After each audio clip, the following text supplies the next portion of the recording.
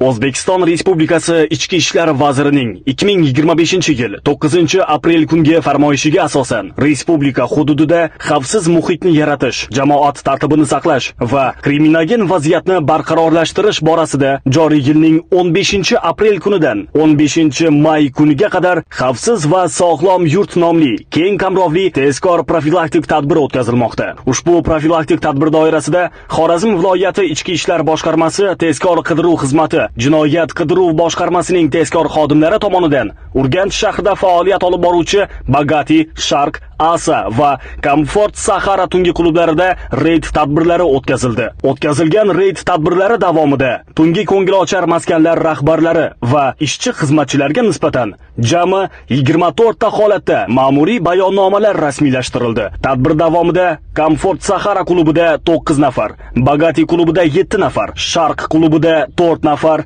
Asa klubida esa 3 nafardan litsenziyasiz raqqosachilik faoliyat turi bilan shug'ullanish, ya'ni jami 23 ta holat bo'yicha O'zbekiston Respublikasi ma'muriy javobgarlik to'g'risidagi kodeksning 165-moddasi tartibida ma'muriy bayonnomalar rasmiylashtirildi. Xususan, Asa tungi klubi rahbari ko'ra bila turib voyaga yetmagan 7-sinf o'quvchisi 14 yoshli shaxsni tungi klubda raqqosachilik bilan shug'ullanishiga yo'l qo'yib kelayotganligi aniqlanib, klub rahbari SP ga nisbatan ma'muriy javobgarlik to'g'risidagi kodeksning 188-moddasi 2-qismi bilan, ya'ni voyaga yetmagan shaxsning ko'ngil ochish joylarida tungi vaqtda bo'lishiga yo'l qo'yganligi uchun ma'muriy bayonnoma rasmiylashtirildi va belgilangan tartibda tushuntirish ishlari olib borildi. Shuningdek, 14 yoshli voyaga yetmagan shaxs tungi klubda ijtimoiy xavfli ahvolda qarovsiz va nazoratsiz qolganligi aniqlanib, Xorazm viloyati Ichki ishlar boshqarmasiga qarashli bo'lgan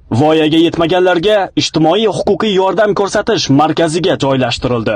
Bundan tashqari, tungi klublarda bo'lgan 76 nafar shaxslardan OIDSga qarshi kurashish markazi xodimlari tomonidan mobil laboratoriya orqali qon namunalari olindi. Shu bilan birgalikda tungi klublarda faoliyat olib borayotgan raqqosalarga kiyim kiyish tartibi va raqqosachilik madaniyati bo'yicha tushuntirish ishlari olib borildi. Hamda tungi klublarda qo'riqchilik faoliyati bilan shug'ullanib kelayotgan 8 nafar fuqarolarga yakka tartibda tezkor profilaktik suhbatlar o'tkazilib, rasmiy ravishda ogohlantirildi. Ushbu yo'nalishdagi tezkor profilaktik tadbirlar viloyatimizning barcha joylarida davom etadi.